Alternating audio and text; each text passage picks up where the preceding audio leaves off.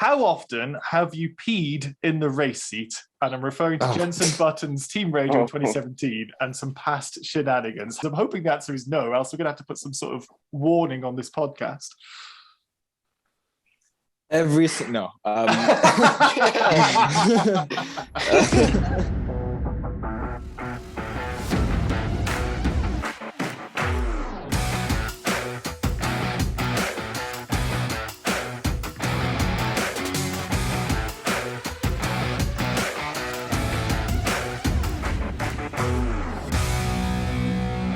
Hello and welcome to the F1 Feeder Series podcast, your guide to keeping up to date on everything in the junior single-seater world. I'm your host, Jim Kimberley, and I'm delighted to say it's a 3-driver special this week. We have 2 drivers whose seasons have just wrapped up in impressive style, and another whose is about to begin. First, let me introduce a driver who's impressed so many people in FRECA this year. He's picked up 3 wins, including one this last weekend, where he also took the vice champion title in pretty good season. Pretty good. Welcome to the podcast, Gabriele Mini. How are you today? I'm good, thank you. Thank you for inviting me. Oh, so good to have you on, and I'm sure everybody listening and watching is delighted to have you as well, especially with all of the all of the stuff you've done this season. Got a load of questions for all of you, but in particular you, Gabriele, and we'll go through the other guests because we have more than just a vice champion. We've got another Italian star of tomorrow who joined Gabriele at all 10 weekends in FRECA after a decent start. This driver's incredible consistency in the last 6 races with 11 point scoring finishes from 12 races netted him the rookie champion title in that very last race. George Russell can learn a thing or two from this Mr. Consistency. Congratulations, Leonardo Fornaroli. Has it sunk in yet? Yeah, and thank you very much for inviting me for this podcast. Has it sunk in? Are you happy with the news? Are you? Can you believe that you're now the vice champion? Get my names mixed up. Can you now believe that you are the rookie champion? Yeah, at the start of the season, I would never expect this result. So yesterday when I crossed the finish line was like an emotion, so emotional for me. I couldn't believe that. I bet, mate. I bet. It's terrific news. Massive congratulations to both of you, and congratulations to the final guest I'm going to introduce, one of my favorite guests that we've had on the podcast, back for some more. It's been a while since we spoke to him in February for episode 4, so we might have a few things to catch up on, not least the amazing news about the FIA Motorsport Games that begin this very week. Funny old life, isn't it, Alister Yoong? How are you today? Hello, Jim. Thanks for having me back on. It's good to be here amongst 2 very good drivers as well. Congrats on your season. Great to have you, Alister. You'll be after my job of the host with the congratulations that you've got there. Can't wait to speak to you as well, and great to have you back. Just a few bits of housekeeping today, and I'll quickly get through them, but big stuff. We mentioned asking questions on the F1 Feeder Series Discord server, but now there are at least 170 more reasons to join, as well as having your name read out on the podcast. We now have 170 real drivers from the Feeder Series world on Discord. We have drivers from karting all the way up to Formula 2, everything in between. Not to mention a passionate and lively community filled with conversation, memes, and 1 or 2 opinions you may find in there as well. So please come and join the fun. You can join by looking for the Discord link in the YouTube description or the podcast show notes. And as ever, a quick reminder to like, comment, and subscribe if you're watching on YouTube. And if you're listening to the audio-only version, please leave a review or rating on whatever podcast platform you're using. You can leave a rating on Spotify and review us on Apple Podcasts. Thank you to everybody who rates and reviews us. It really does help us out. FRECA. We'll start there because we've got 2 FRECA drivers. And I've been asking a very simple question since the season started wrapping up for everybody. Let's start with the vice champion. How has the season gone from your perspective, Gabriele? Well, I think it was a pretty good season. Overall, we've always had the pace to fight for wins and podiums. Probably at the beginning of the year, we didn't maximize our potential. But I think through the season, especially on the half of the season, the 3 rounds of Paul Ricard, Zandvoort, and Hungary, I think we've been pretty consistent and we maximized our potential. And of course, it's very nice to end with a win and to end the FRECA season like that.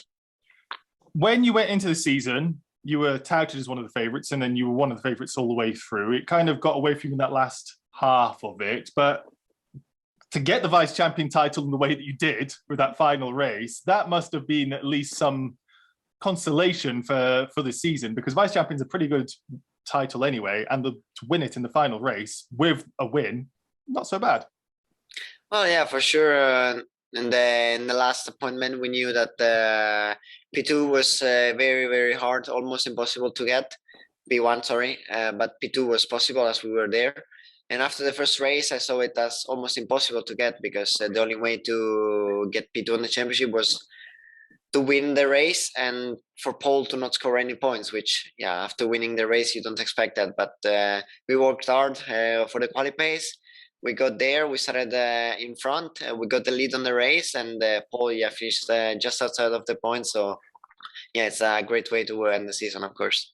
It really is, and just show how much consistency and picking up the points early in the season really helps, because, I mean, Paul had, I don't know how many wins, he won, I think the most wins, six, the most wins of everybody, and you still pipped him to 1 point. But if we want to talk about consistency, we need to talk to the point scoring Mr. Consistency over here.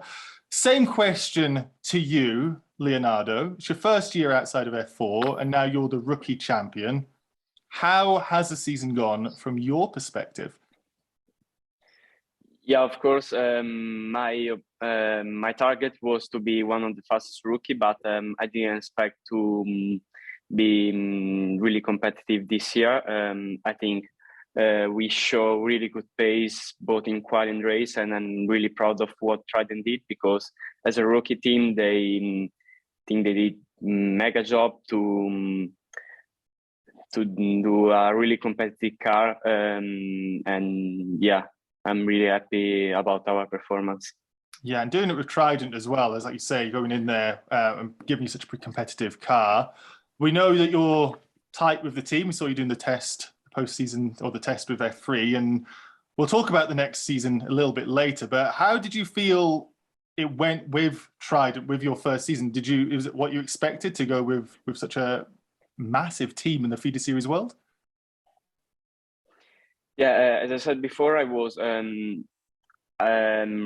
really confident to go at Trident, because in FI, F3 and F2 they're doing really good. So I wasn't scared about the performance, and in fact the car was really good for all the year. And yeah, well, big Italian success, this podcast with Trident as well. Now, it'd be remiss of me to talk about FRECA and not talk about the new champion. So Dino Beganovic is the champion, and you did a great job keeping him honest until the final round, Gabriele and Paul as well. But, well, Alister, I know you weren't racing, but you know Dino Beganovic. You know how he can race when you've been watching him in the Formula Regional Asian Championship, and presumably from a little bit of FRECA.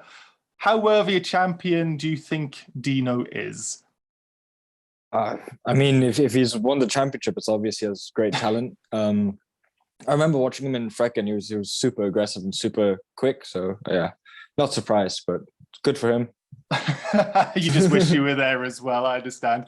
Gabriele as well. You fought him hard throughout the season. Do you think he's a worthy champion? Obviously, you'd like it to be yourself, but he also did so well this year. Yeah, well, for sure, as Alister said, if you win, for sure, it means you're a good talent. He did a really good season, especially at the beginning. It was quite impressive. It was also pretty consistently on the points. So, yeah, as you said, I tried my best. I think the pace and overall, we could have fought for the championship, and that's what we did till the last 2 races. But of course, in the end, he got the most points in the championship overall, so he's the champion, and I think he's a worthy champion.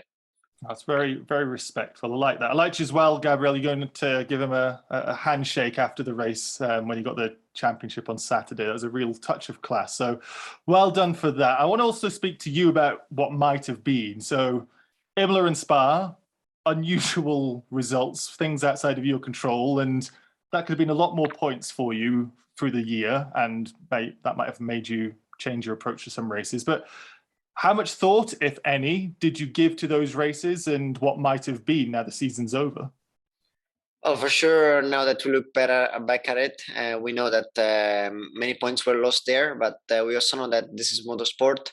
Those things can happen. So yeah, we just have to try and push and do our best on the things that are in our control, and then of course hope for the best in the things that are not in our control. Just the Imola one specifically, because I watched the race and it was just so unusual to have watched you go through that. How was it for you, just leading and then knowing it's kind of, well, it's a late safety car? Was that the worst part of it? Is that what I remember right? I think the pace in Imola was very, very good. I think it was clearly our best weekend because without that issue, we would have got 2 poles and 2 wins, which only Paul managed to do that in 1 week. So of course, in my mind, I knew I would have I was already under investigation because I could feel I moved that 5 centimeters before the lights were off. But as we just said, it was not on my control anymore after we burned the clutch. So I just kept pushing and gave my 100% to try and build the gap. Of course, safety car and the red flag didn't help, but in the end, the day after, we managed to score another pole, another win. And I think it was a great way to get off the race 1 result. Now, that is a great PR answer because bouncing back always works. And to bounce back with pole and the win, you're completely right. It was great to watch you over that weekend. Let's just talk about where you guys have just left, Mugello. Reasons to cheer for both of you. Can you talk us through your weekend, Leonardo? How did you find your Mugello visit? Yeah, of course, I was really excited to race in Mugello. I mean, it's one of my favorite track because you ride in the middle of the Toscan hills. So it's really nice.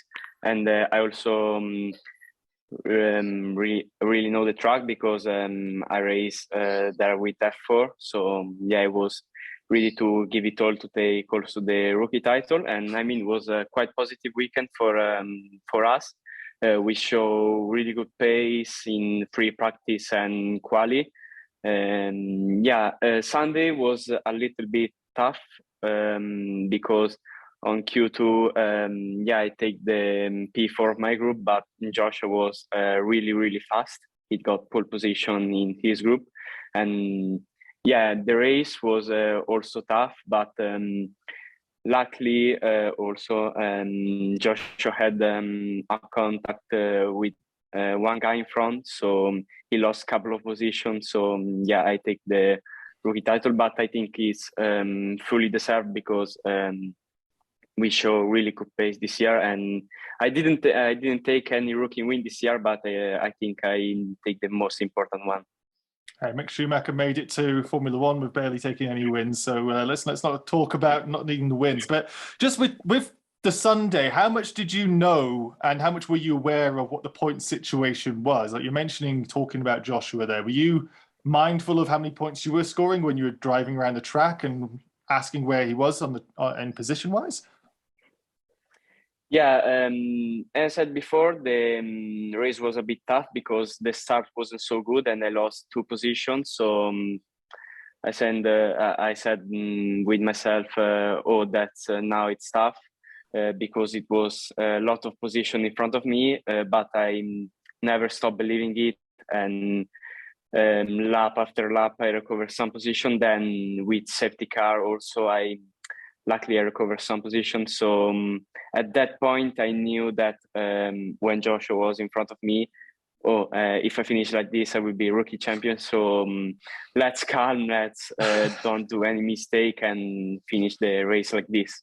How exciting. No, congratulations. And just for the benefit for anybody who is listening rather than watching, there is a lovely trophy right in front of Leonardo's face if you aren't watching, and very happy with that. And also just to highlight that Gabriele is in his sim racing rig as well, and these guys are racing just before coming on the podcast, so they finish the season and continue racing. Just a quick one on you as well, just to wrap up the Mugello side of things, Gabriele. You had a great load of overtakes on Saturday before it all went to pieces, and you seem to learn your lesson of where to overtake Bortoletto on Sunday, not doing it at your favoured turn 3, and some terrific overtakes you had there. I think I counted them, Baptiste, David, Havercourt, all turns 2 and 3. You must, one, like that circuit to be overtaking there, and 2, getting a win. How was that for you? How was your weekend? Well, yeah, of course, on Saturday, the pace was really, really good on the race. As I said, I think we improved quite a lot from the quali 1 to the race 1. Our pace was really, really quick. We also did the fastest lap in the position we were, which was not ideal. So, I was quickly recovering the guys I had. And turn 2, I felt like it was not the easiest, but the corner where nobody was expecting to get an overtake. So I was just pushing fully the first of the first corner of the chicane to get alongside them, and then just trying all the inside and hope for the best. Of course, with Gabriel didn't go well. We were both really close. We just touched tiny bit, and we got stuck together. Of course, not ideal. And then on the Sunday, I managed to overtake Gabriel on the straight. You learned your lesson. Yeah, exactly. And then I just started pushing to build a good gap. The pace was really amazing also on Sunday, and especially after the safety car restart, we managed to build a 2-second gap in just 3 laps. So I was really happy. And of course, I was really not nervous, but I really wanted to know where Paul was at the beginning immediately after the race. And then I immediately asked for who was the rookie champion. And at that point, I didn't know if Leo actually won, because I got told that Joshua won. And then when I saw Leo, we all started cheering, both for my win, but especially for Leo's rookie championship. Yeah. Well, I'll tell you something. I think every championship on the ladder at the moment, including F1, has had some weird finale to crown the champions and everything. So it makes sense that you guys have to have some sort of confusion as well. It all worked out that way. Congratulations once again to both of you. Let's switch focus to Alister and talk about the Motorsport Games. I want to hear all about it, but first, it's only fair that you have to answer my favourite current question. How has the season gone from your perspective? And I'm expecting a very different answer. What season? Exactly. Well, what have you been up to? It's been a long time since we spoke. How's your year been? I know you've been at Sepang an awful lot. And how has 2022 treated you? It's actually been quite fun. It picked up a lot after February, coming back from Abu Dhabi. I expected to get no driving, but we entered the Toyota Vios Cup, which I know isn't as cool as FRECA, but it's still good fun to have a go in the touring cars. Those cars look cool, mate. Come on. Yeah, it's pretty fun. It's like overgrown bumper cars, I guess. And how has that gone then? Let's talk us through it. It's gone okay. We've had good pace, and then we've had a lot of unluckiness here and there. But no, it's been fun. It's been good. And is it all in Sepang, or are you going around the country, Asia? I know COVID must have some restrictions, which has opened up this year only Sepang. They were meant to go around Malaysia, but it was a bit too difficult to do with COVID and all that. Yeah, so but you know that circuit like more than anything. I was going to say, you know that circuit more than anybody in the world, I imagine, by this point. Yeah, I reckon I can do it with my eyes closed now. Well, that's a sim racing challenge that you three can do, is we have to have Alister Yoong with a blindfold doing the Sepang and see how well you go. But let's talk more exciting news, because you are going to be in a single-seater like these guys, and you are competing in the FIA Motorsport Games. 2 things to start with. One, for those who aren't familiar with it, because it's only the second running, what is it? And the second question is, how did you get involved?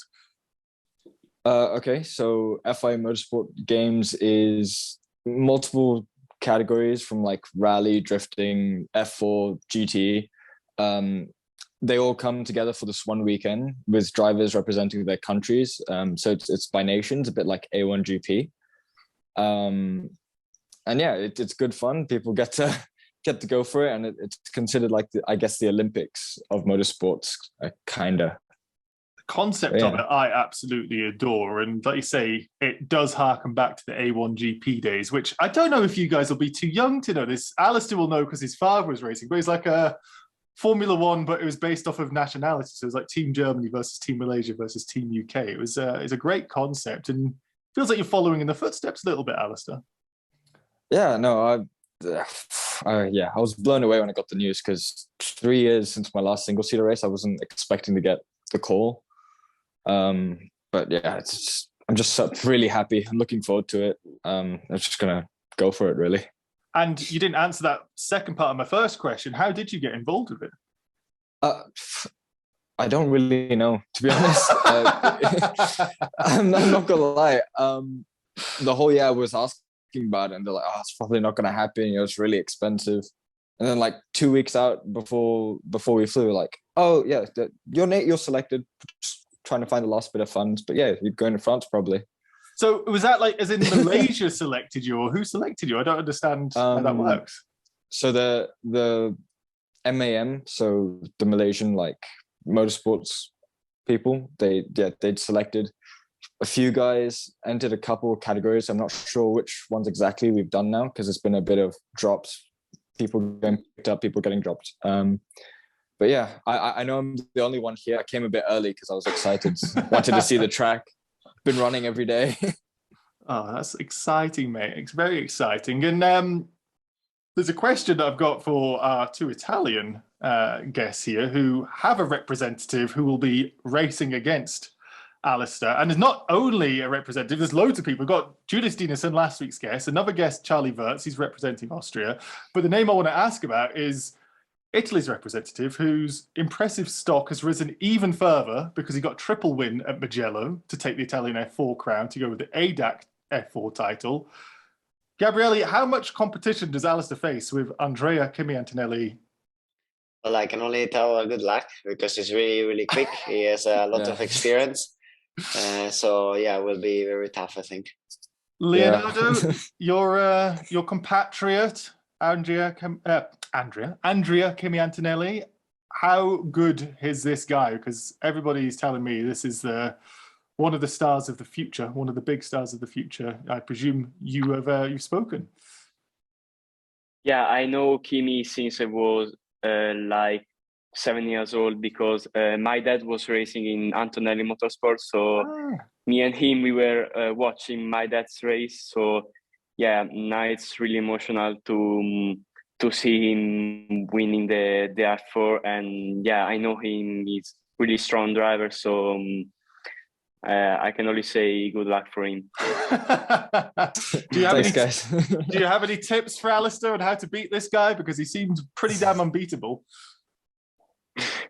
Well, we'll see. I think for sure will be very strong. Maybe, I don't know if the car is exactly the same. You know, maybe something can change, or maybe not. He will be winning like he does in Italy, you know. So I think he's, as you say, really, really talented, really strong on both races and qualifying pace. So yeah, we'll just see how he will do. So Alister, just in terms of the format for the F4 side of Motorsport Games, is it a simple qualifying, one lap shootout qualifying? Is it half an hour qualifying? How long's a race? What is it that your format that you've got for it? I had the timetable. I think it's practice, quali, 2 races. 2 races. But any reverse grids, or is it just sessions. two flat out normal races? I'm not sure about the format actually for the races yet. So you're just going to turn up and hope for the best by the sounds of it? Yeah, I probably need to read the regs today or tomorrow, to be honest, before I go over.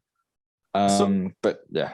I saw that it starts on Wednesday, or today, as the podcast will be released, not Monday. But when does the racing start for you? So is that including you? Have you got something like practice one day, practice the next day, racing the next 6? It's on for a good few days.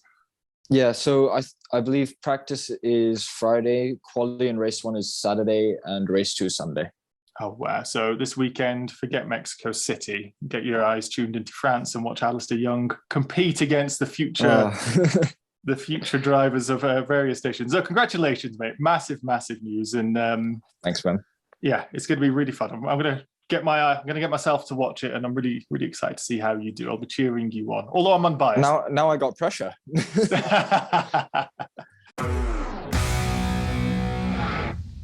Okay, that's enough questions from me, because the F1 Feeder Series podcast is for you, viewers and listeners. We're going to move on to the hashtag AskF1FS part of the podcast. If this is your first time watching or listening, you can get involved by using the hashtag AskF1FS on Twitter, joining our Discord and using the podcast questions channel, commenting on our YouTube videos, or keeping an eye out on our Instagram posts and our stories.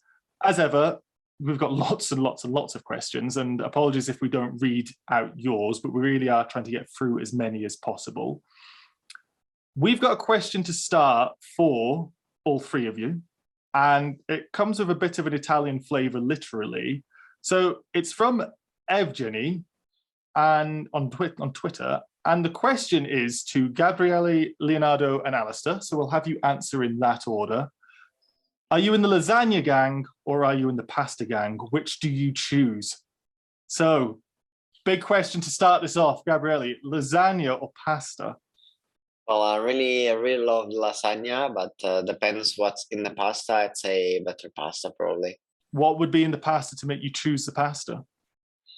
Well, I think pasta carbonara, like spaghetti carbonara. I love them. So I'd say, yeah, definitely that.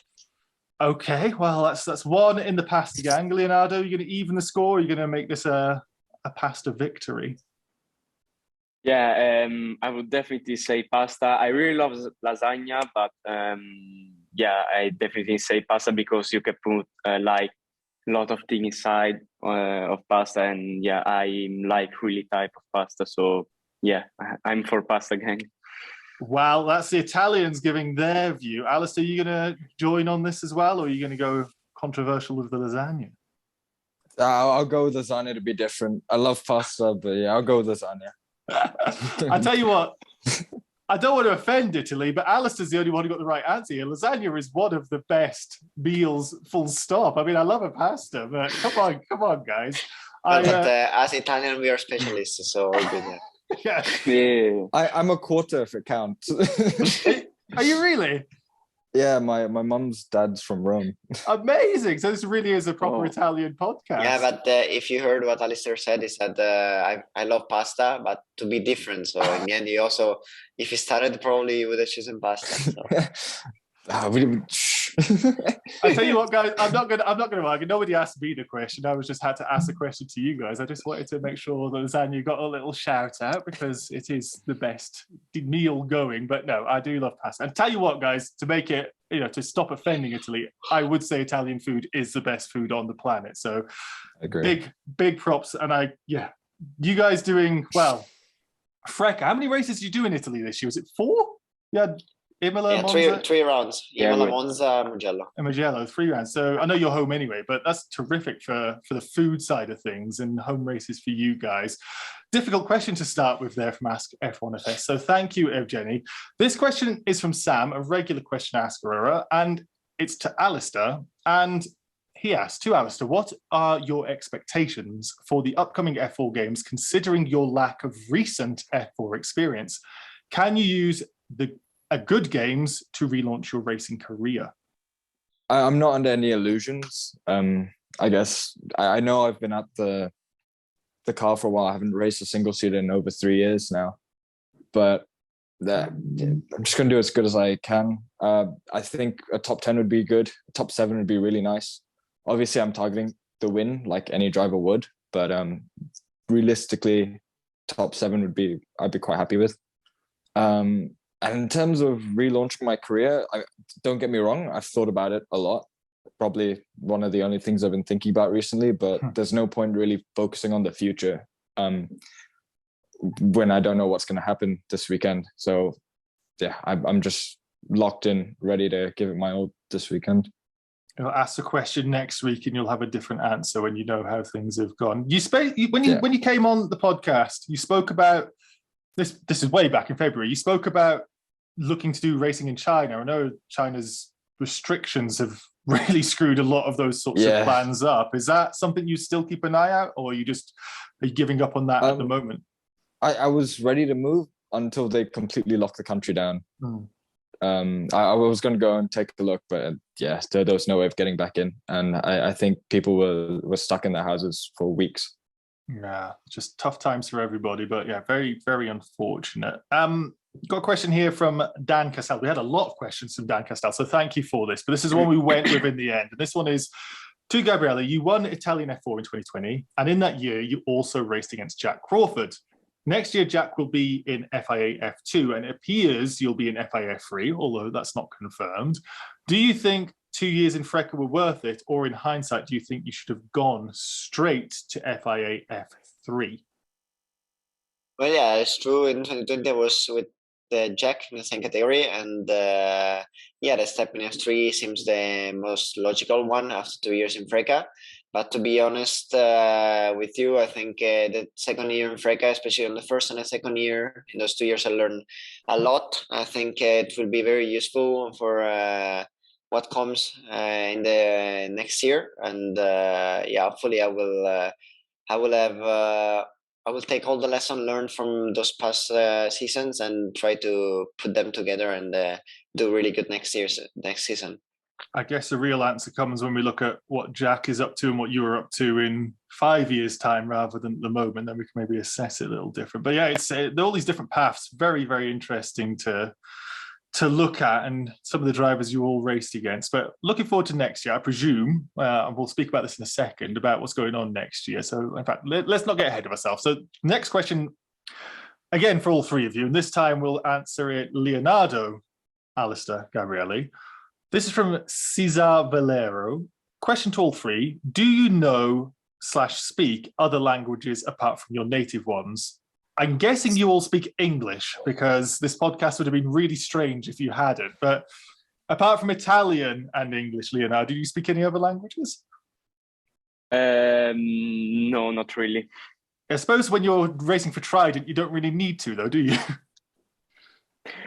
Yeah, of course, I don't really need, but my teammates are from another country, so yeah, I was forced to speak English during Gold season. Well, you're speaking English exceptionally well and a lot better than my Italian. Alister, I've been to Malaysia, and the amount of the amount of nationalities that are represented in that country and the amount of languages spoken is insane. But I know not everybody speaks everything. What do you speak? I can barely speak English. I would argue against that. You speak better English than me. I actually can only speak English. Oh, really? I can speak a little bit Bahasa. I can understand more than I can speak. Bahasa Melayu is the language of Malaysia. Yeah, a little bit. Enough to get me by here and there, but not good enough, to be honest.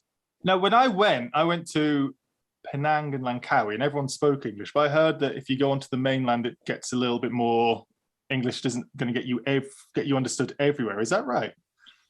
Yeah, I mean, definitely in KL, like the more popular areas, you can speak English, Mandarin, Tamil, and a lot of people understand it. But definitely on the outside bits, it's more just Malay. Interesting. Yeah, I do need to do more and Chinese. Yeah, I need to do way more exploration of that country. Fantastic place. If anyone hasn't visited Malaysia, you definitely should. Gabriele, finally on you. You speak English, I believe, and I believe you speak Italian, although I have no way to verify. Any other languages? Well, yeah, of course, I've been with ART for the last 2 years. So they are a French team. And a bit like Alister said, for his language, I understand much better than what I can talk French. But yeah, mainly Italian, English, and those two languages, and then a bit of French, I'd say. When you are speaking to the French engineers and so on, is it the same sort of Max Verstappen effect of his English, that you're around the motorsports people and mechanics and everything, that you pick up French words that you possibly wouldn't say in regular conversation? Yeah, it's exactly like that. In the French language, mainly I understand the motorsport things. So yeah, it's not the same for English, because I've been talking it for the past 6-7 years, so I pretty much know much better many more words in English rather than in French. But yeah, for the French, it's a bit motorsport things only. Yeah, I hear some of the things that Max Verstappen says on the radio, and I'm like, this guy is almost British with some of the ridiculous things that he comes out with. Very much makes me laugh, though. Next question comes from Nikki Alonso. This question is specifically for Gabriele.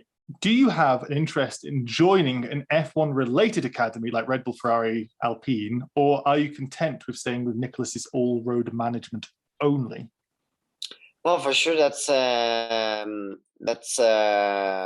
that is not on my hands anymore, because as I said, I'm already with Nicolas, and I believe that if he has some opportunity, or if he thinks it's better for me to be in an academy, he will do the best choice for me. So yeah, I just have full trust in him, and for the moment, I'm really happy to be with Nicolas and our road management.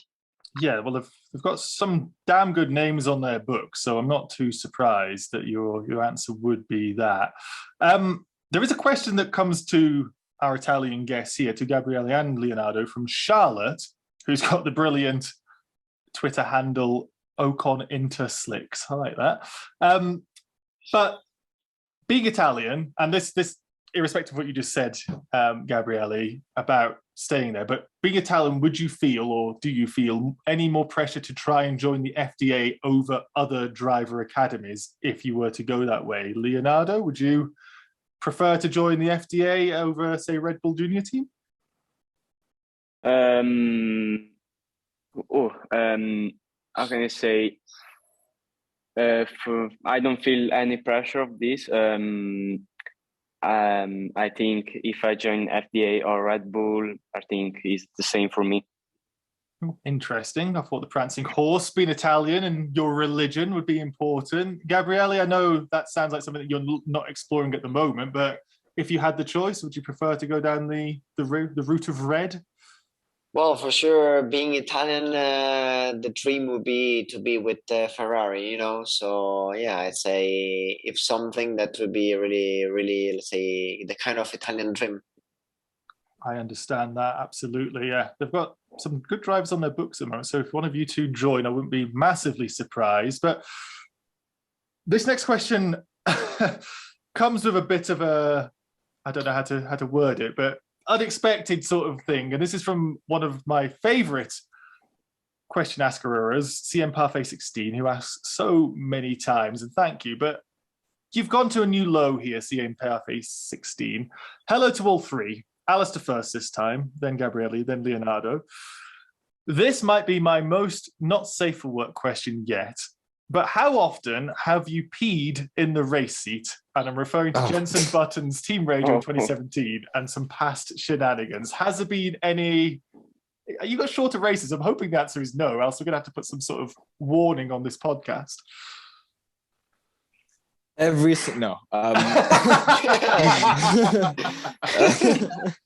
No, I have not. I actually make it a habit, toilet exactly 5 minutes before you get in the car. Is that just for weight, or is that just for the sheer fact of I don't want to have to be in that situation? You just don't want to be uncomfortable in the car, I think. And also I'd feel so bad for the mechanics if I peed in my car. Gabriele, actually, they'd probably make me clean it up. I bet, yeah. I certainly would. I'm good. Not happening. Gabriele, I'm hoping the answer is no, but can you please... No. All good. Luckily for me, I never had the need to do that. I always managed to take a quick jump out of the car, just go and then jump in again if needed. And Leonardo, please make it 3 for 3 on this one. Yeah, also for me, luckily it never happened. So, yeah. Wow, well, this really is a new low for the podcast. Thank you so much, Parfait 16. That was a good question. It was a good question. And the initial answer from Alister as well really had me going for one moment. Psych. Psych, exactly. Another question from Charlotte, and I did want to ask this earlier, but I saw Charlotte ask this. So, Charlotte, you get 2 questions asked this time. Thank you so much. This is Ocon Interslicks again.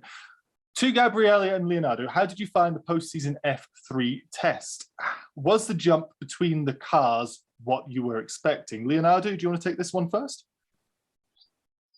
Yeah, of course. At the first day, it was a little bit difficult for me because I have to adapt to all the FIF3 things that are different from FRECA, especially the brakes and the downforce.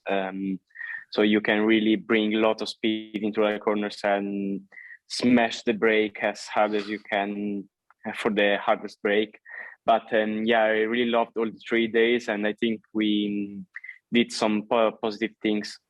Did you really notice a downforce difference? Is it that noticeable between FRECA and F3? Yeah, especially my neck feel a lot. But yeah, the downforce in that car is incredible. It's incredible. It's a lot more than FRECA, and yeah, I really love the car. And how about you as well? Because you also were testing the F3 car as well, Gabriele Mini. How much did you enjoy it, and two, how much difference did you note? Well, it was really enjoyable 3 days. We worked well all over the 3 days of testing. We did many qualifying simulation and race simulation. And as Leonardo says, it's a huge step compared to FRECA, mainly on the downforce. I think it's almost 2 times the downforce of FRECA. Wow. And yeah, for me, overall, physically, it was easier than FRECA because the steering wheel is really a lot lighter. But of course, as the downforce is much more for the neck, it becomes a bit heavier.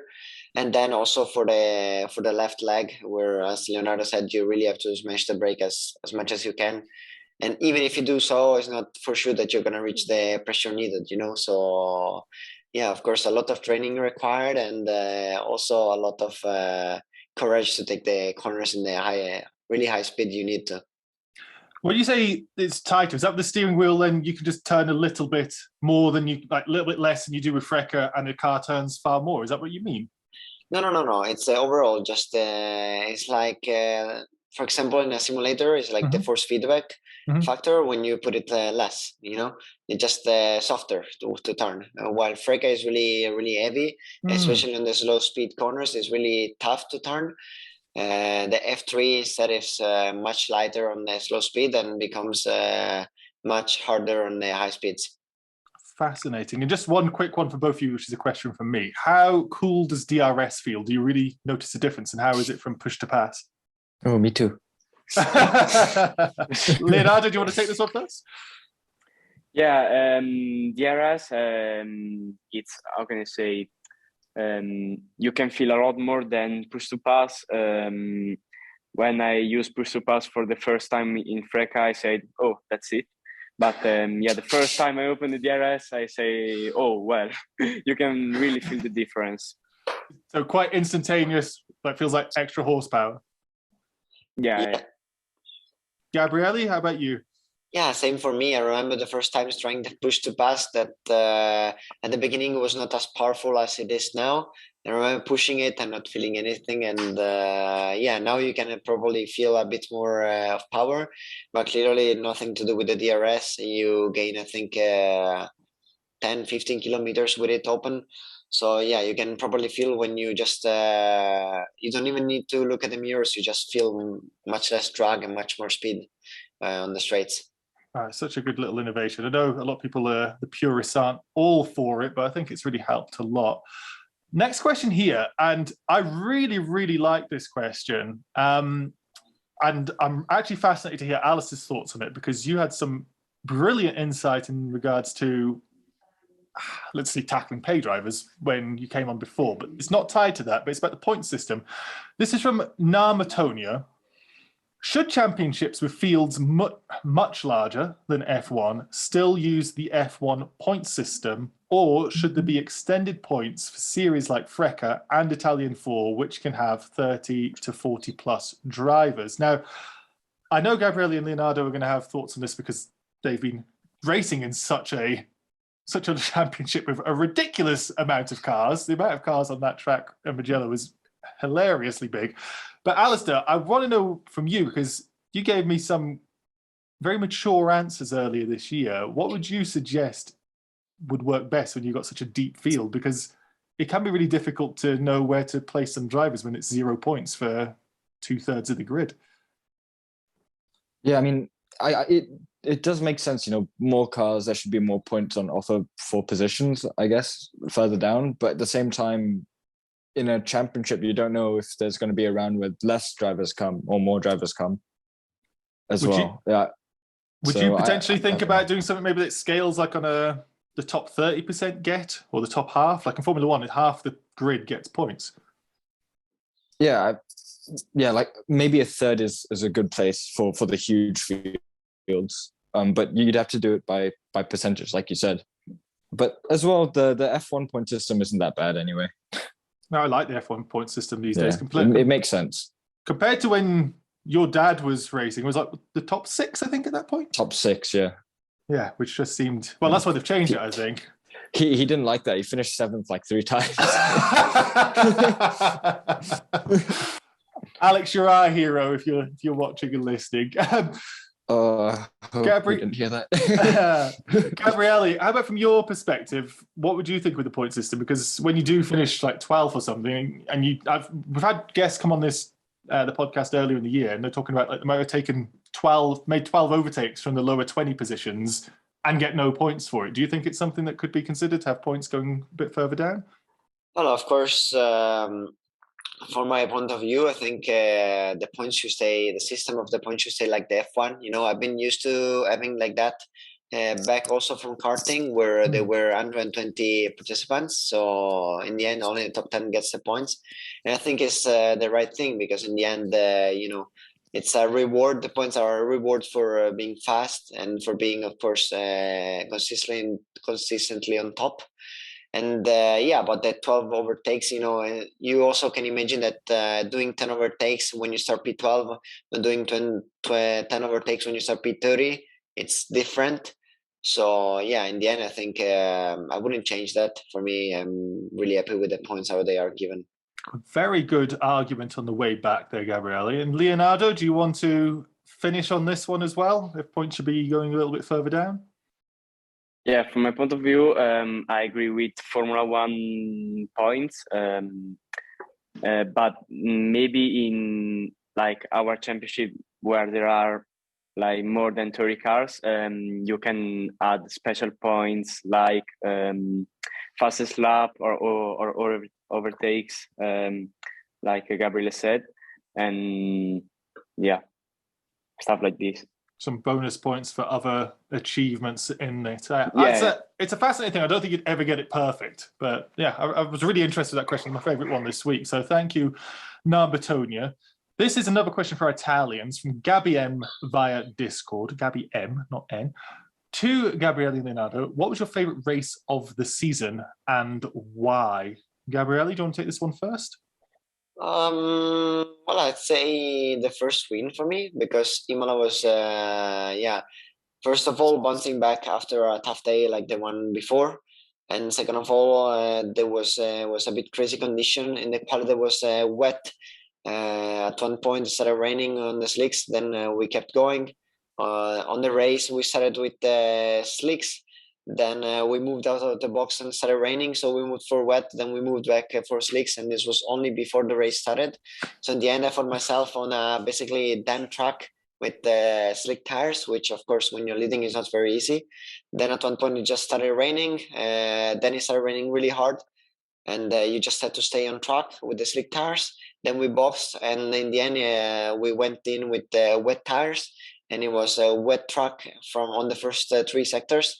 And completely dry track on the last sector. So of course it was not easy for both drivers and the team to get everything and pressure right. So I think that was the best win of the season. It was the best race of the season, but I suppose a win is always going to be your preferred one. Best race, of course. Of course you prefer a win. Leonardo, how about yourself? And was it the last one where you got that lovely trophy where you collected that afterwards?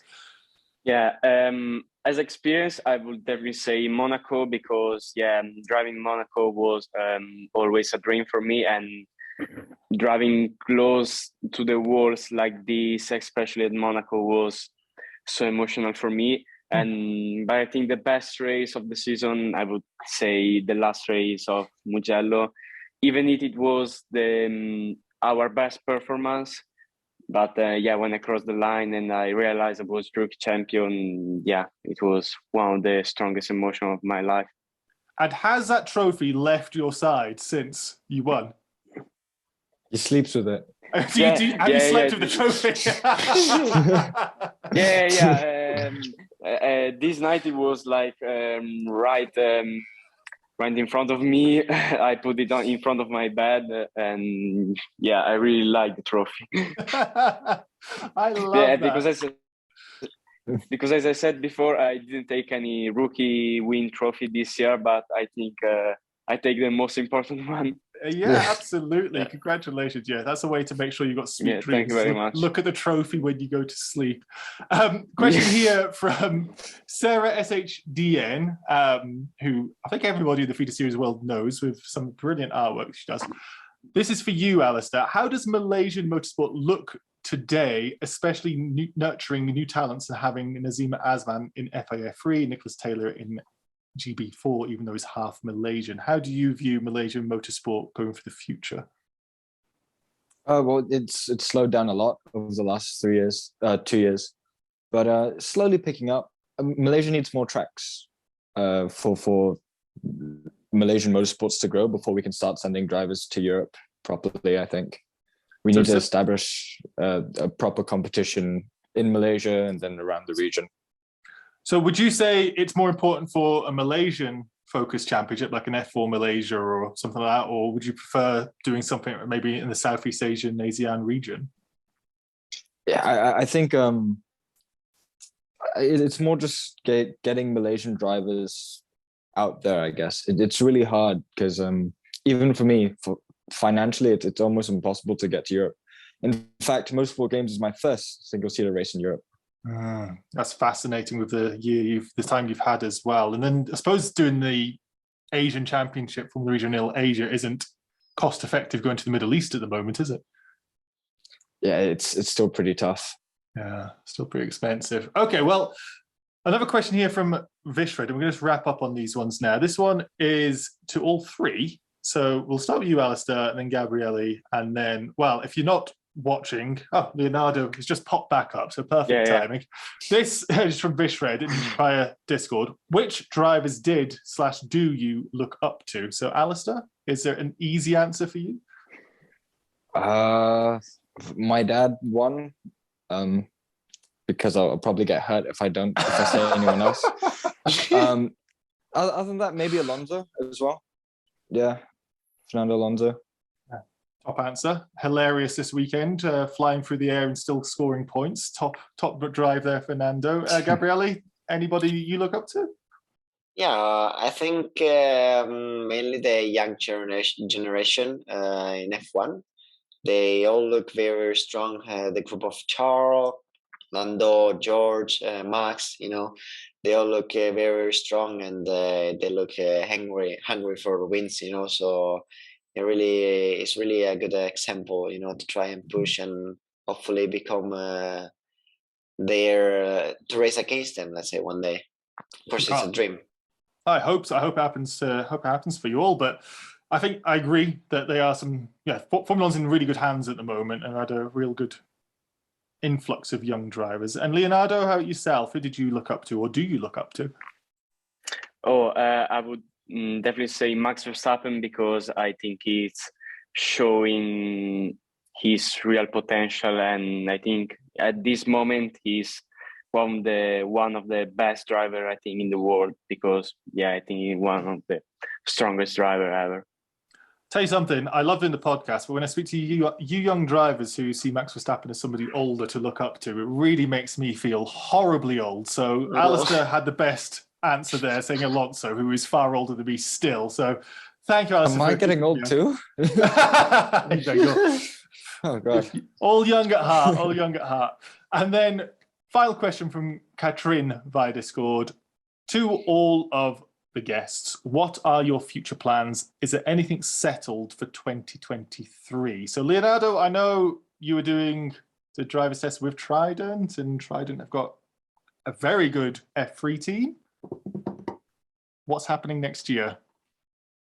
Yeah, now is not 100% sure what I will do next year, but of course my goal is to drive the FIA F3, and yeah, I'm talking with something, especially my manager is doing it, but yeah, I would really like to remain with Trident because Trident in FIA F3 I think is one of the strongest team. Yeah, they've done It's one of the strongest team.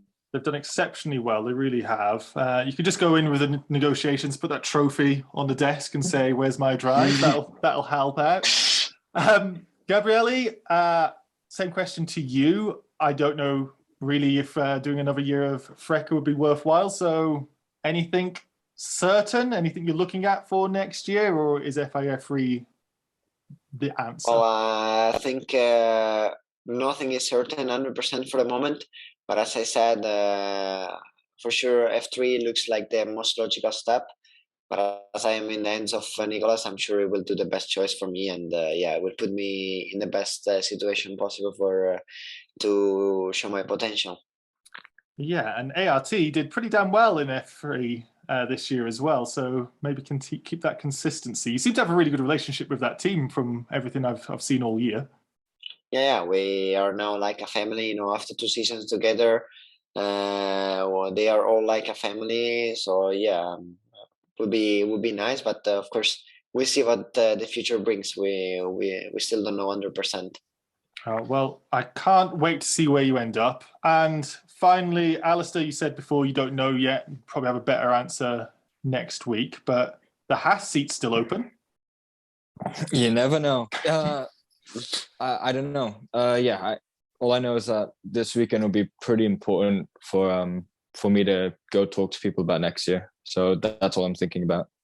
And let's not go negative, but just in terms of the open to all options, we spoke to you in February. You were in the Middle East. You're doing Formula Regional Asian from a mechanic perspective. Is that something you'd want to revisit and redo, or is it just driving is your sole focus right now?